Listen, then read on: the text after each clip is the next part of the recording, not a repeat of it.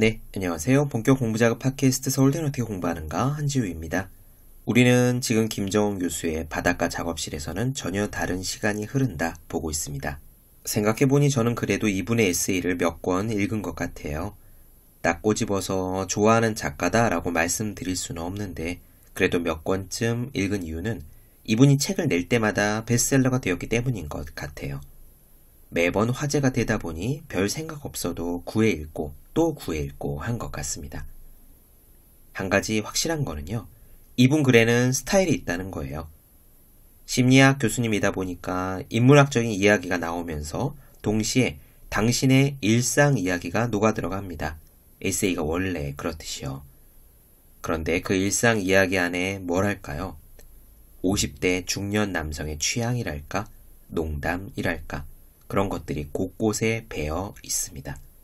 저는 그런 문체가 제가 좋아하는 스타일은 아닙니다만 워낙 유명한 베스트셀러 작가이고 또 탄탄한 독자층을 구축한 분이라 그런 유머를 좋아하시는 분들도 분명 많이 있는 것 같아요.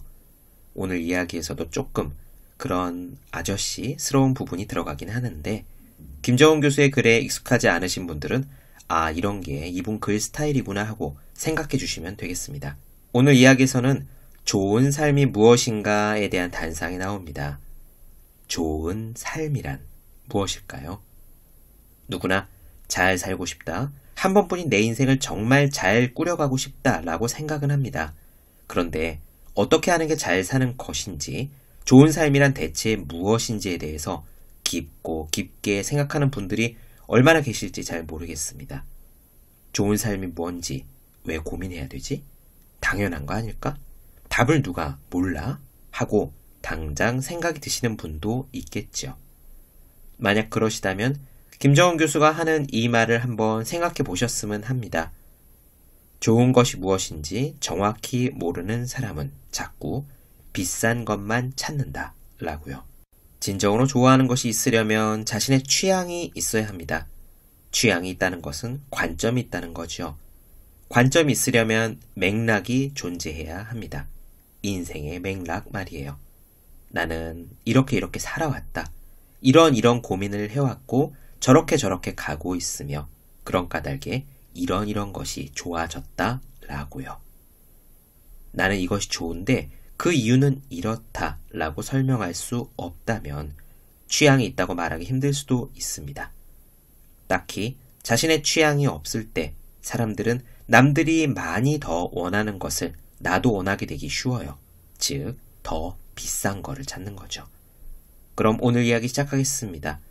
독일식 삶은 계란에 대한 이야기는 덤이에요. 바로 가겠습니다.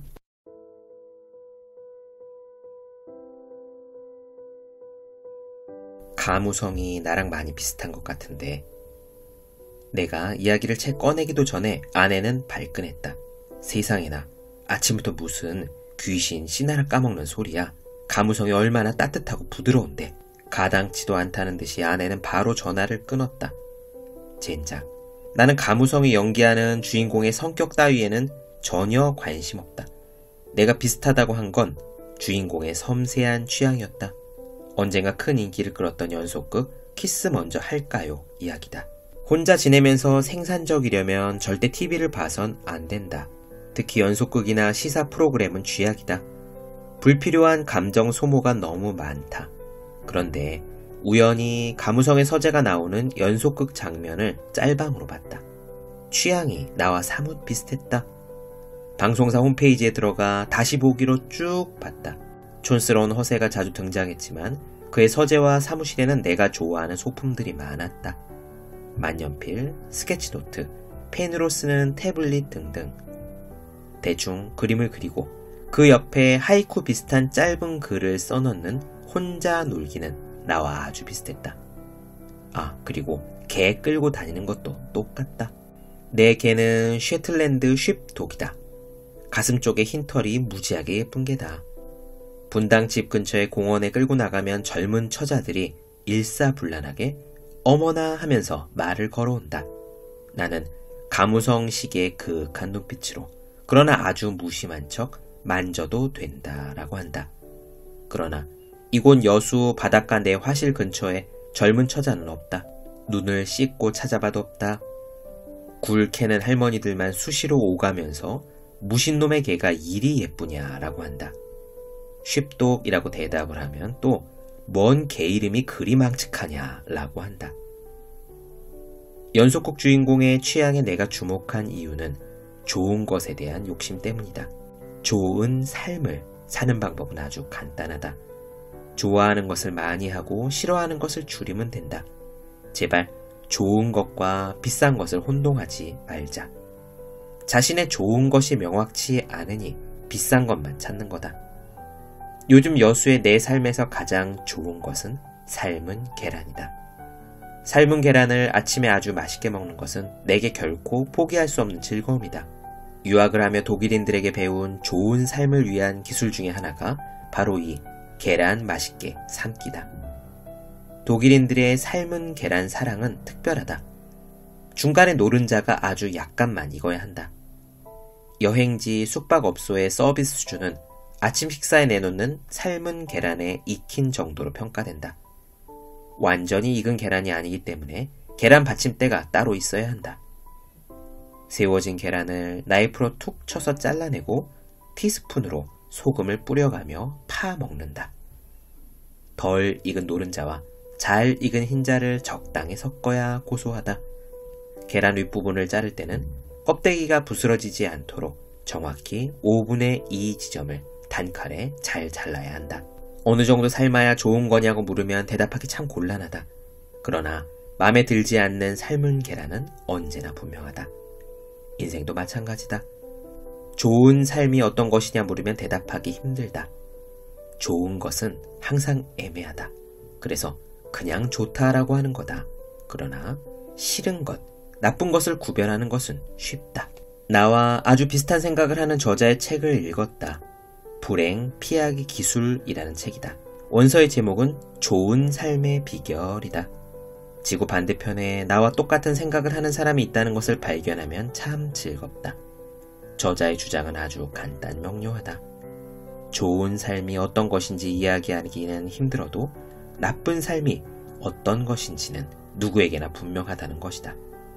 신이 어떻다라고 말할 수는 없지만 신이 그렇지는 않다고는 분명하게 말할 수 있는 중세 부정의 신학의 한 방법론처럼 우리도 나쁜 삶의 요인들을 하나씩 제거하면 행복해지지 않겠냐는 거다. 좋은 것을 추상적으로 정의하고 강론의 부재에 괴로워하기보다는 나쁜 것, 불편한 것을 제거하자는 생각은 독일의 오래된 실용주의 전통이다. 1920년대 바우하우스에서는 형태는 기능을 따른다라는 디자인 원칙이 강조되었다. 삶을 불편하게 하는 불필요한 장식을 죄다 제거하자는 이야기다. 오스트리아의 건축가 아돌프 로스는 아예 장식은 죄악이다 라고 했다. 현대 미니멀리즘의 선구자인 디자이너 디터 람스도 자신이 추구하는 디자인을 한마디로 좋은 디자인이라고 정의했다. 적지만 더 좋은 이라는 그의 디자인 철학은 오늘날 애플의 모든 스마트 기기 디자인에 적용되었다. 여기서 미니멀리즘이란 무조건 줄이는 게 아니다. 나쁜 것을 줄이는 거다. 행복 혹은 좋은 삶에 좀 더 실천 가능한 방식으로 접근하자는 이야기다. 싫은 것, 나쁜 것, 불편한 것을 분명하고도 구체적으로 정의하고 하나씩 제거해 나가면 삶은 어느 순간 좋아져 있다. 나쁜 것이 분명해야 그것을 제거할 용기와 능력도 생기는 거다. 나쁜 것이 막연하니 그저 참고 견디는 것이다. 그러나 무조건 참고 견딘다고 저절로 행복해지는 것은 아니다. 내 스스로 아주 구체적으로 애쓰지 않으면 좋은 삶은 결코 오지 않는다. 아무도 내 행복이나 기분 따위에는 관심이 없기 때문이다. 그래서 나는 오늘도 계란을 삶는다.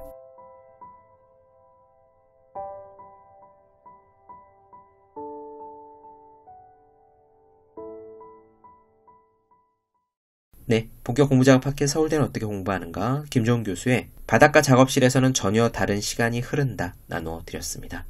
더 많은 이야기가 궁금하신 분들은 제 유튜브 채널 서울대는 어떻게 공부하는가, 네이버 블로그 어색인 즐거운 편지, 카카오 브런치 한주의 브런치, 인스타그램에 해시태그 서울대는 어떻게 공부하는가 검색해 주시면 좋겠습니다. 또 공부하시는 모든 분들을 위해서 어떻게 공부해야 효율적인지 설명한 혼자 하는 공부의 정석, 그리고 책상에 올려두기만 해도 공부하고 싶어지는 365 혼공 캘린더, 아직 읽지 않으셨다면 꼭 한번 읽어보셨으면 좋겠습니다. 분명 도움이 되실 거예요. 그럼 오늘 여기까지 하겠습니다. 전 다음 시간에 뵐게요. 여러분 모두 열심히 공부하십시오. 저도 열심히 하겠습니다.